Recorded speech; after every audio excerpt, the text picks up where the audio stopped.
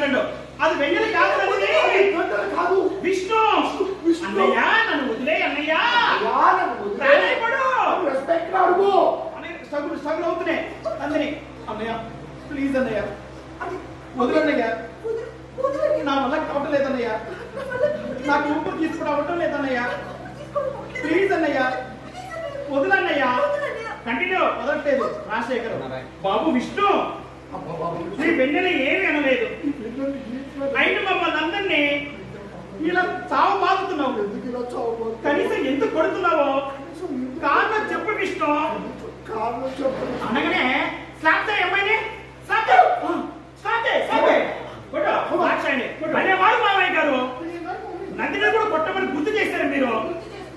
రాజశేఖర్కి విష్ణు విష్ణు మమ్మల్ని ఎందుకు కొడుతున్నావు కారణం చెప్పు, దయచేసి చెప్పు విష్ణు, కారణం చెప్పు విష్ణు, దయచేసి చెప్పు. అనగానే చెప్పు, అలాగే వదిలేసి అమ్మా వదిలేసి.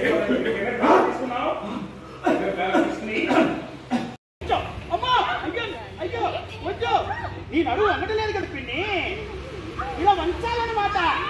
అమ్మో నా నడువు ఇరిగిపోయేలా ఉంది, వదిలే వెన్నెలా. అప్పుడే వదిలేస్తే ఎలా పిన్ని, నీ నడుగు పెట్టిన పూజ వదలాలి కదా. అమ్మో వెన్నెలా వదిలి వెన్నెలా, నిజంగా నా నడుగు పోయేలా ఉంది వెన్నెలా. పర్వాలేదు పిన్ని, ఇంకాసేపు అలాగే ఉండు, నీ నడుగు నాజూగ్గా తీగలాగా అయిపోతుంది. అమ్మో వెన్నెలా నా వదులు వెన్నెలా, ప్లీజ్ వదిలే వదులు, వదిలేసేమ్మా. అమ్మో అయ్యో ఇంకాసేపు ఉంటే నా నడుగు విరిగిపోయేలా ఉంది పిన్ని. అంత సులువుగా ఎలా విడదీస్తాను, ఒకేసారి కథ ముగిసిపోతే ఎలా.